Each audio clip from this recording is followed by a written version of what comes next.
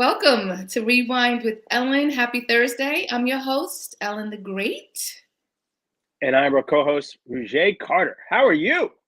I'm good. I am loving our color scheme today. Like, this wasn't planned, but I love it. You are giving me like a modern day vampire sort of thing with the red and the black. It's very gothic. I don't know. And then what did you say I look like? The Black Coella DeVille. I mean, waiting for some Dalmatians to pull up. I love But it this looks one. good on you. Looks good on you. Thank you. Likewise. How are you? What's going on in your world?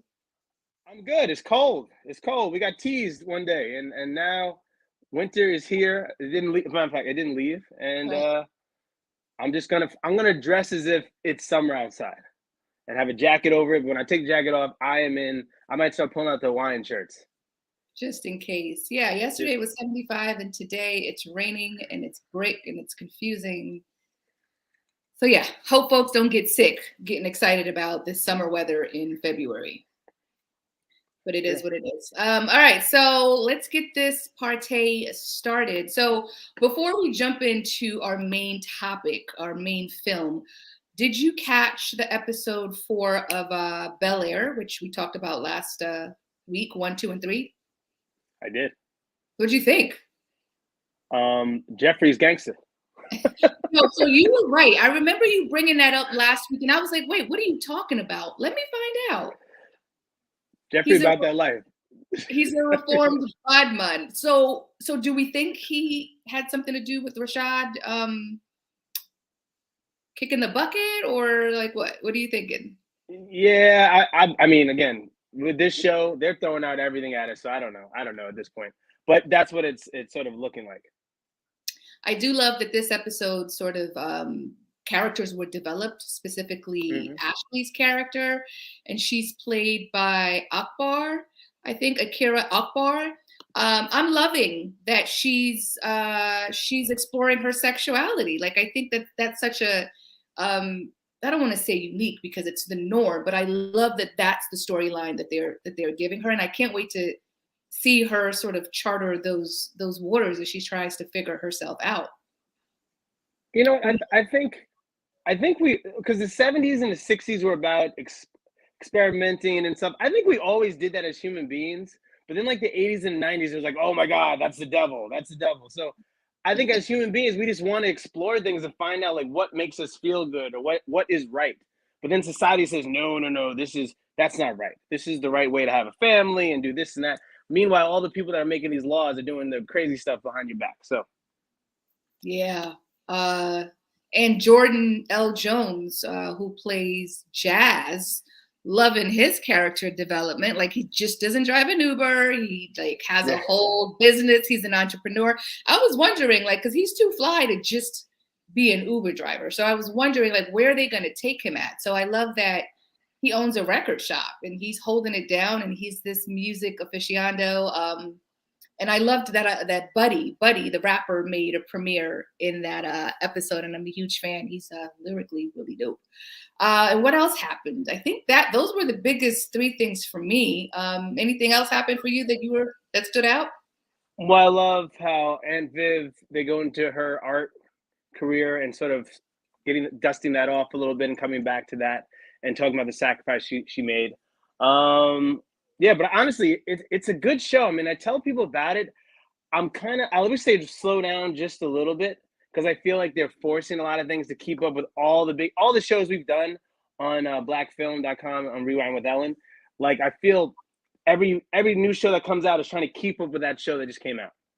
So they'll put their own kind of spin, but then add all this other stuff. I'm like, yeah, just stay the pace, stay in your zone. So I hope they do that and stay true to the characters, and don't go out on these outlandish things like gotcha moments or like dynasty stuff. We don't need that every day or every show. So we'll see. But you know that's the drama. Folks love the drama, but I do agree with you. I hope it doesn't get to a point where it's like, come on now, that's just Unless the absolutely writing is good. If the writing is good, I'll take it. But if it's gonna be, well, right. they do this now.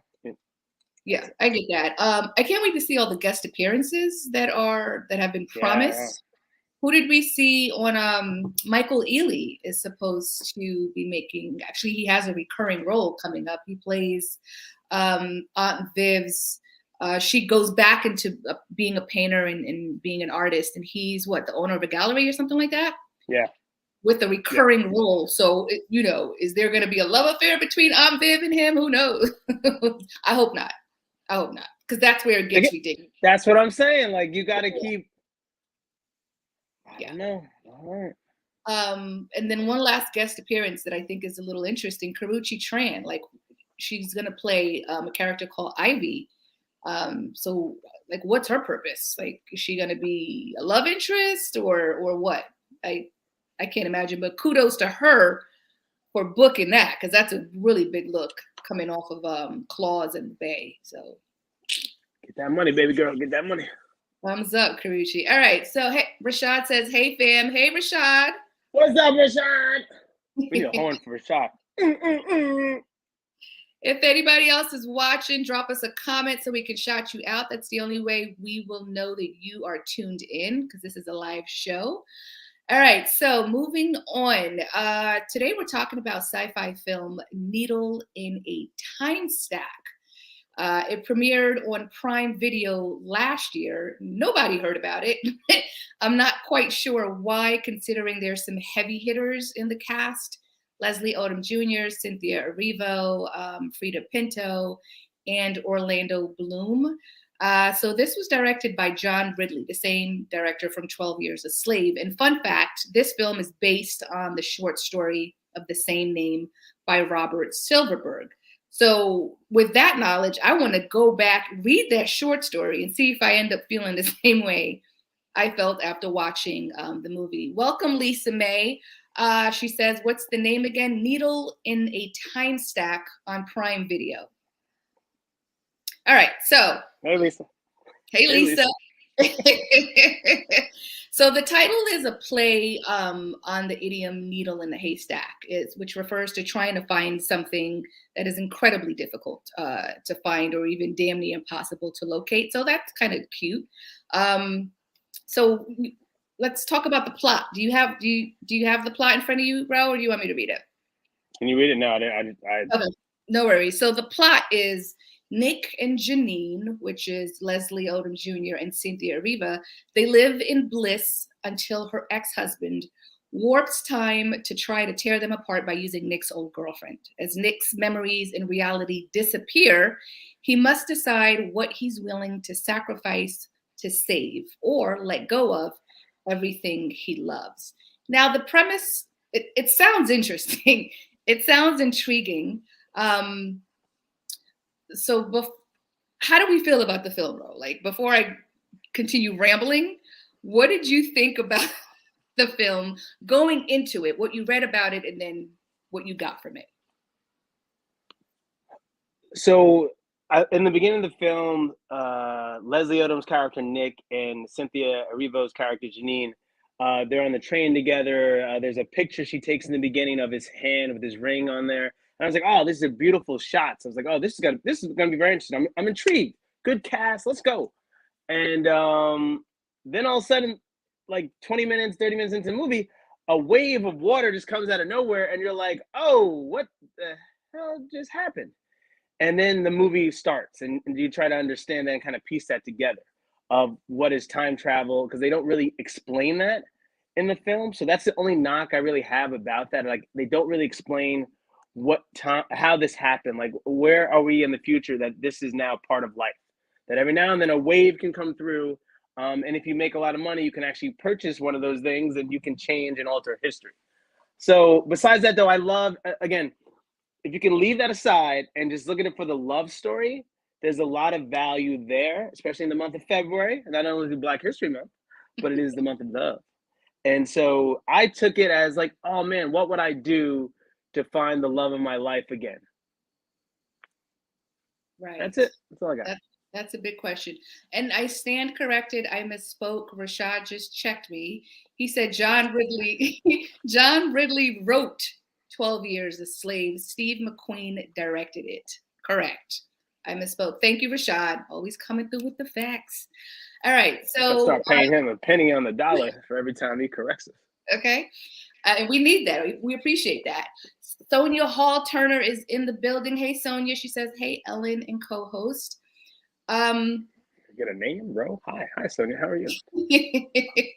So, the combination of sci-fi and love, it's always interesting. You never know what you're going to get in the plot. So, what drew me in, obviously, were the names that were attached to this film. I thought the visuals were beautiful, right? But to your point, there was a lot that wasn't explained, but instead it was just kind of stated, like the love between Leslie Odom Jr. and Erivo, their characters, and the love between Leslie and Freida Pinto's character. It was more so stated than demonstrated, right? So I had difficulty connecting with, all right, why do these characters love each other? Like, why is Leslie Odom Jr.'s character going so hard to be with the one woman that he loves? But when you think about it, we're so used to, in films, everything being explained, right? Like it has to make sense, or it's not good, or it's whack. So after watching it, thinking about it, talking to you about it yesterday, thinking about it some more, I kind of came to the realization that I don't have to know why the time travel is. Like, that's not important anymore. What's important is that, right, listen, because I've been thinking about this. I've been thinking, because I refuse to believe that John Ridley would just unintentionally not explain time travel, unintentionally not explain certain things here and there. I think the intention was, we don't have to explain everything. Just enjoy it for what it is. It's the time traveling is the norm, right? Because it's sci-fi, it's set in the future.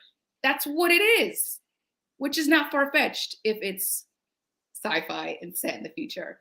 And the love, the whole idea that love endures, and what are we willing to do for it? Like, what lines would you cross to be with your soulmate? Like, would you go back in the past to change some things and risk having a future, or risk not having a future, right? And so the whole idea of time travel to live the life that you want to live, it's interesting. It's interesting. Like, you got to watch it to really get where we're coming from. I don't know. You're looking at me like, we didn't talk about this last night. We were on the same page about what we did. I ain't gonna blow your smoke here. All I would say is this. There's a really good movie, one of my favorite top like romance movies.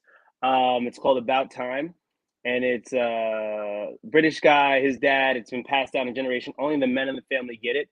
So you have to go into a closet after you turn 21, and then you hold your hands, and then you can, whatever moment in time you want to go back to, you can do that.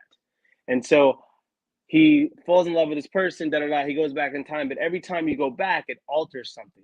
And so that blew my mind. But they took 2 minutes to explain it. And I was like, thank you. So that's all I'm saying. Just give me 2 minutes to explain the wave. Otherwise, you know why I want an explanation? Because there's a huge thing of water coming at this human being. And that is the altar, right? That wave of water that comes in the movie, that wave is changing everything. So I just want an explanation on why it comes like that.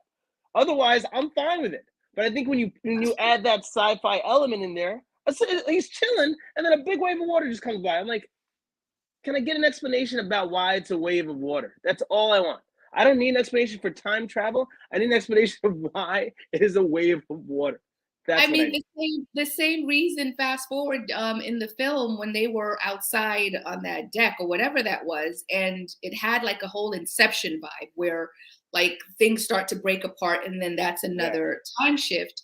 In my mind, those are just the different things that happen that cause that time shift.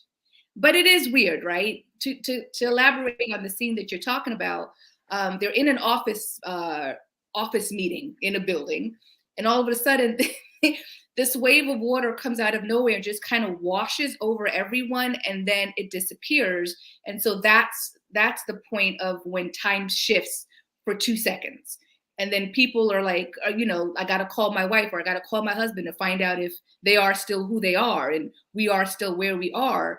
I feel like that kind of explains it a little bit. Like, this is the norm. This is what happens. We are in a world where we time shift, period. That's just what it is. But I get what you're saying, and I'm with you there. But, you know, when you think about it, if it would have been explained, how different would you have felt about it other than just knowing what the time shift is? Would it have? No, but then I would have focused more on the love part. Oh, so you That's couldn't all I'm even saying. focus on the love because you were caught up. It took me a minute because I'm just explaining, like, really? Can you do any time when movies do that to me, does it make sense? And if I don't get that, then I'm like, oh, I'm still dwelling in the back of my head. But once you just explain, again, 2 seconds, just explain that to me and I'm good to go.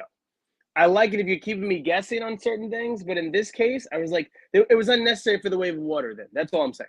Like, you could have done the same movie without the wave of water. I think, and maybe I'm holding too much on that wave of water, you know, where it was nothing. The way you're kind of responding to it is, it's just a wave of water, okay? That's what's happening. But for me, I was like, wow, that was a big moment, and that explains everything. So I'm like, oh, like, how did this happen? But it was beautiful, beautifully shot. That scene is great too. You get a better understanding of what is going on. Leslie Odom's character, Nick, he reminds me of, you know, those guys that are jealous a lot in their relationships and wind up ending a relationship because of that. But then we find out later that he was just for having those feelings and understanding that. But sometimes, you know, I remember that. I would see people argue. I'm like, yo, why is he arguing? Because that guy's looking at her. I'm like, she's with you. Like, focus on the person you're with. And one of these things the movie does, it gives you a reminder of really love the one you're with and cherish those moments you have with them, because it could be gone tomorrow. And then what do you do? Yeah. And I don't know if you caught this in the beginning. It took me watching it for the second time for me to catch the one scene where they had a dog, and then the next scene they had a cat. Yeah. So, you know, the first time I watched it, I'm like, yo, why is he tripping? Like, what's causing him to think, to be this paranoid? But when I watched it the second time, I was like, oh, he is right. Tommy, who's Orlando Bloom's character, who plays the ex-husband to Janine, Cynthia Erivo's character, he did do something. He did do something shady by traveling back and shifting time a little bit so that he can get his ex-wife back. And so the fact that only wealthy people could travel back in time, it's crazy. And it was never questioned. Like, no one talked about, well, what about the non-wealthy people? What about the middle class? What about the people that can't afford it? So we just don't get to participate in going back to change time. We're just horribly affected by the time shift, and there's nothing we can do about it. But then I go back to this is a movie about a specific group of people going through a specific thing in the future, and that's it, right? So all these questions I was asking, I'm like, all right, Ellen, relax. Just enjoy this for what it is. But yeah, in Nick's character, I guess he was justified in worrying about Janine, right? And worrying about Tommy. So what's interesting about the love that wasn't really demonstrated between the man and the woman,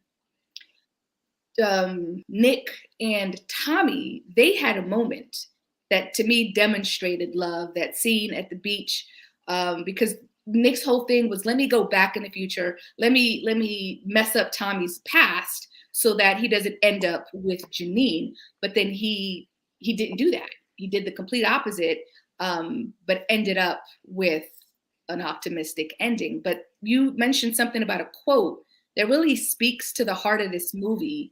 What was it? Yeah, so there's a scene where Orlando Bloom, who plays Tommy, and Nick have a sit down. And Nick is really just sizing him up right now, just kind of gauging him and saying, hey, man, are you actually like going back in time? What are you doing? Have you moved on? And they sit down and talk. And Orlando Bloom is still in love with Janine. And he goes, happiness is the only thing more fleeting than time. And I was like, ooh. I was like, oh, girl, oh. And ladies and gentlemen, I'm comfortable with my sexuality. Orlando Bloom is really good looking in this movie. I was like, in the accent's hitting you, and I'm just like, okay, go back in time, just do some stuff. Helps the movie a lot about that moment in the movie. I'm like, Just have Orlando Bloom do some more stuff, and have Leslie Odom. I think it's time for Leslie Odom to sing. Maybe he'll just sing the rest of the movie, and then we'll pick it up. There were moments, a lot of moments that I said out loud, like, Orlando Bloom looks good in this. Like, good job, Katy Perry, for snagging that up. He aged it nice. Yeah, very well. He still has a head full of hair, which is awesome. But yes, his character really stood out in this. I want to say more so than Leslie Odom's character, which is weird, considering Leslie is one of two main characters. Okay, Lisa May says he can get it. Are you saying Orlando Bloom can get it, or Leslie Odom Jr. can get it? Rashad is like, amen, bro. He's a snack. He is a snack, Rashad. I get it. So now y'all got to watch this just for Orlando. There you go. This is the Orlando Bloom scene. That's also the beginning of the movie. I will say this: the first 5-8 minutes of the movie has an old school Love Jones vibe. The jazz, the music, the energy, the shots. Oh, you had a scene. Remember with the picture? Yeah, so Cynthia Erivo's character, Janine, she's a photographer. And there's this scene where she's seated in a chair and she's editing a photo that she took, and she's editing it from color to black and white. And it's a portrait of a shirtless black man. He has on jeans. He's holding like a red scarf that's blowing in the wind. And she turns it into this beautiful black and white. I mean, it's breathtaking. So visually, there were elements in this film that just were visually breathtaking. The music was also good. I remember hearing one of my favorite artists, Moses Sumney, if I'm not mistaken, in one of the songs. And that jazz scene that you're talking about in the beginning, with the woman playing the flute and then the jazz band comes in. I'm like, damn, I want to go to a spot like that. Like, where are those? Who's having those? That's where I want to be. But I think old New York, right. Old New York. But I feel like their place is still kind of giving off that vibe. Do you think? I mean, slowly coming back. It's just like, people being comfortable, because it's different when you're playing music and you don't have your mask and all that other stuff. So things are slowly starting to get back to normal. So this summer, I can't wait. Yeah. Yeah. So this film was interesting. I mean, again, sci-fi love story, heavy on the sci-fi more so than the love story. But the ending, my favorite part in this entire film was the end. Because the end kind of ties everything together in terms of the question, does love, or can love endure? Can real love endure? Like, this man went through hell and back.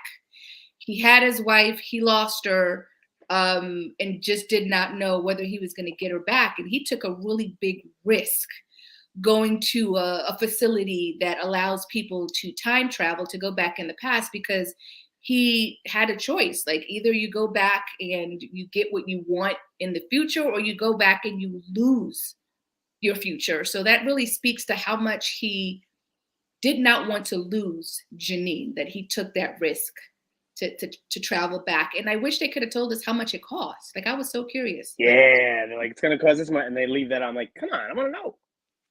Because the look on his face when he got that price was kind of like, come on, man. Y'all are doing too much. The concept Ellen, sorry.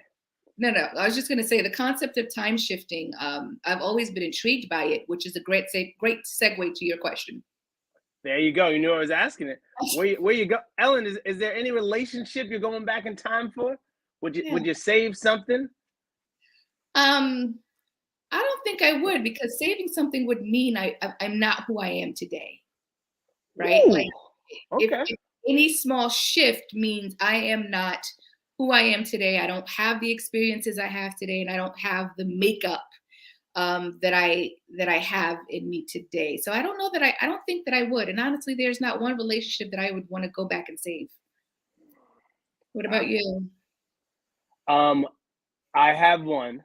I would actually go back, but ooh, do tell. The way I would save it is I would have been honest, and then let the cards fall where they may. This is growth, people. This is growth, people. That's what we're doing here. We're growing.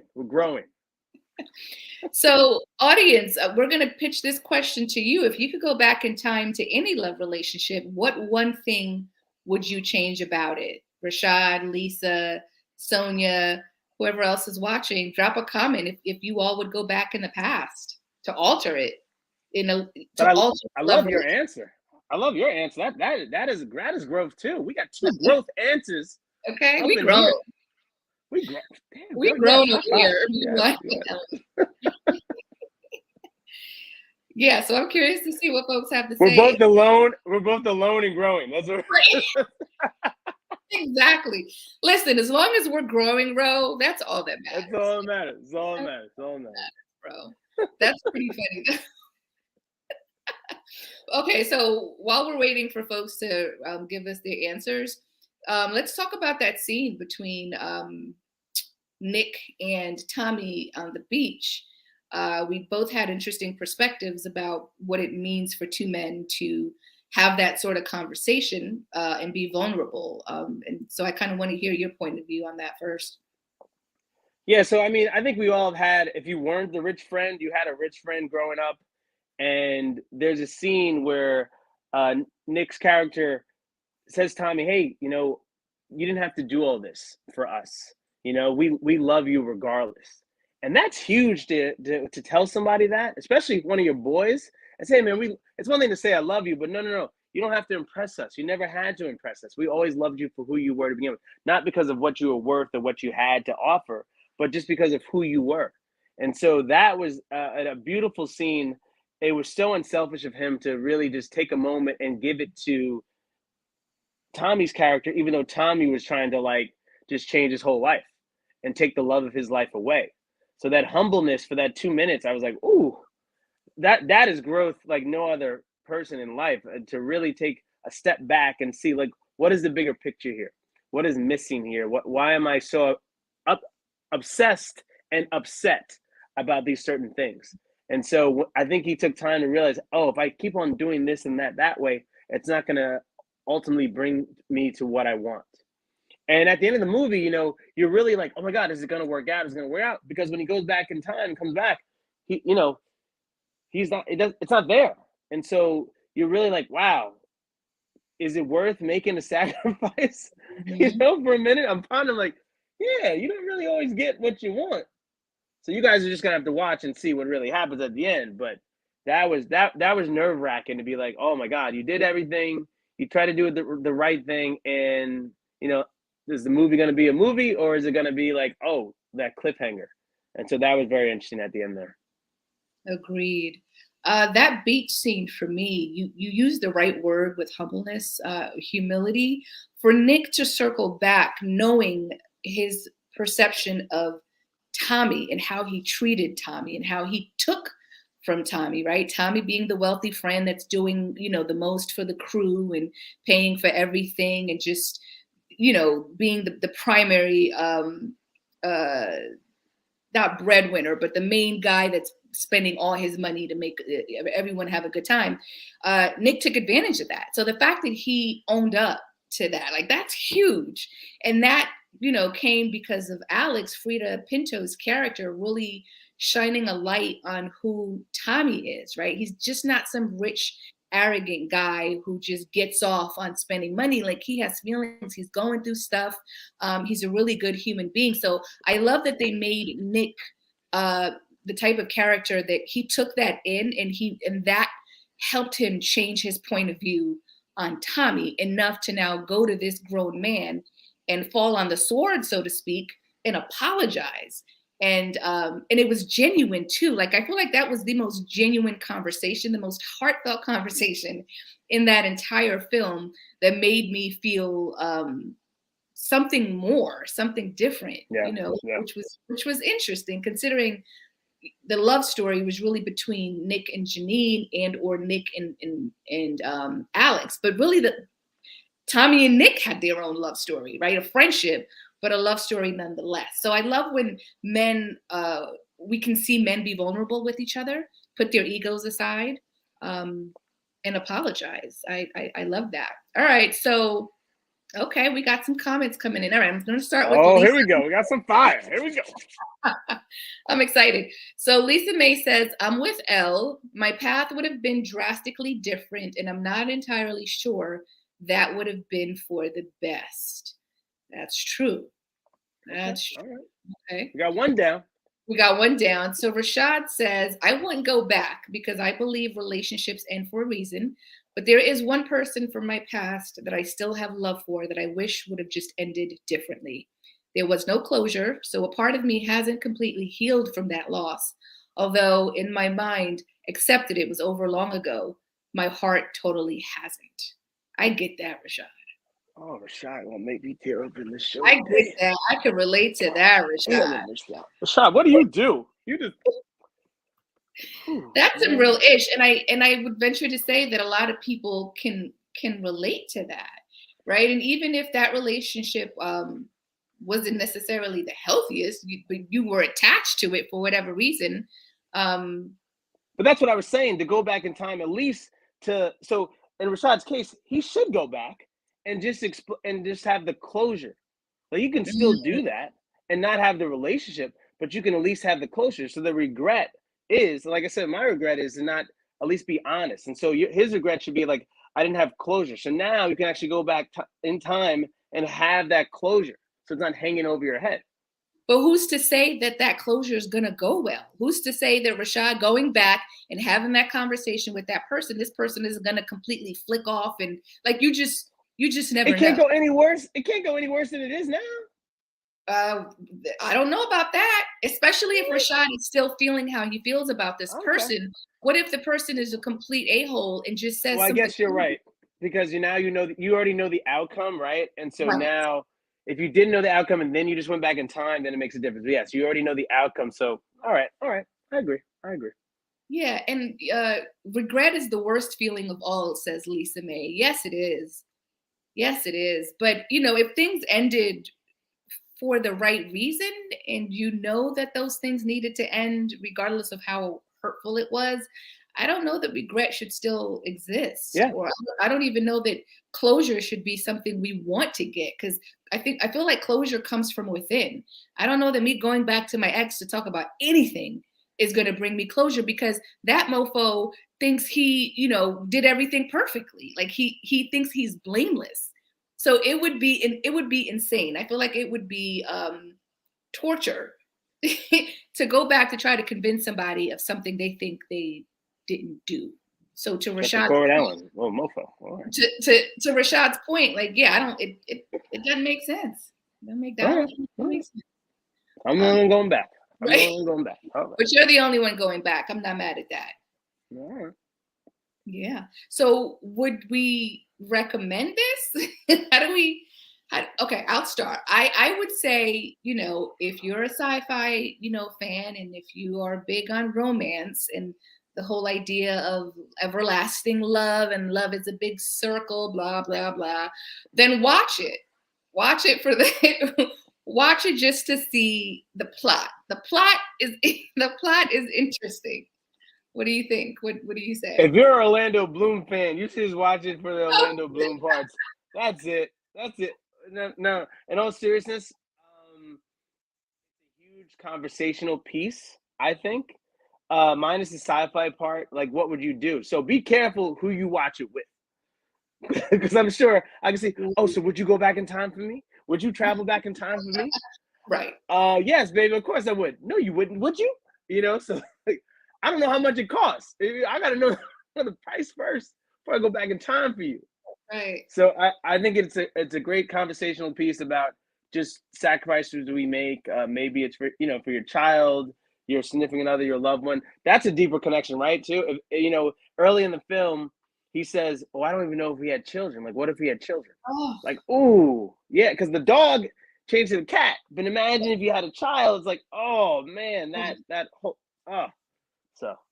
Yeah, that's the only thing that's kind of scary, because like so many things could happen in your life that you forget because of all the damn time shifts, right? And it's something that you're not in control of. So it's actually kind of depressing when you think about it, truly. Living in a future where time shifting is an option. All right, so Rashad says, I think you're right. Sometimes closure isn't always necessary, especially after so much time has passed. But I love your point slash counterpoints, Ellen Rowe, LOL. Thank you, Rashad.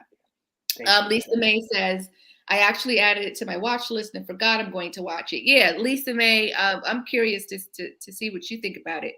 You too, Rashad. Rashad, are you gonna watch it, or it's not? Rashad ain't watching that. He ain't watching that. Send you where Orlando Bloom comes in. I'll tell you, and then you just watch those parts. I mean, if anything, the biggest takeaway from me was, can love endure in a future, when time is fluid? Like what? That's crazy. And all of life, could it just be an illusion? Like you can apply bits and pieces of that to now in a weird way. So yeah, to your point, it's a great conversation piece. What do you think? But also, do you believe there's only one person, like, for you? Like that's the hugest part, right? There's one soul, that like a soulmate. That is like that belief is coming, conjures back up that old belief of like we all have a soulmate. I mean, 2022. I think we all have multiple soulmates. Like everybody has a little piece. No, I'm just saying like it's hard. Social media kind of drains a part of you, every day. So it's hard to get that whole person again. I think when we grew up, if you didn't get your soulmate then, it's going to be hard to get one now, I think, because you're just not getting a full person anymore because they're finding I'm sorry, I'm going deep for a second. They're finding ways to get those interactions and those feelings through other things, right? Where it's just you were the person that were giving them all of that. Now, it can go either way, right? Now I don't have to worry about that person giving me all those things, but is that your soulmate? I don't know. Are you looking for a soulmate, Ro? Every day, girl. Every day. So you still believe in that possibility of finding a soulmate? You know what? I sometimes do because you meet, and sometimes they're married. You meet people like, oh my God, you're awesome. You're the best person. That's my husband right there. God damn it. Sometimes you find your soulmates in other people, So friendships are great. And I think if you can it's tougher because I had a lot of girlfriends growing up.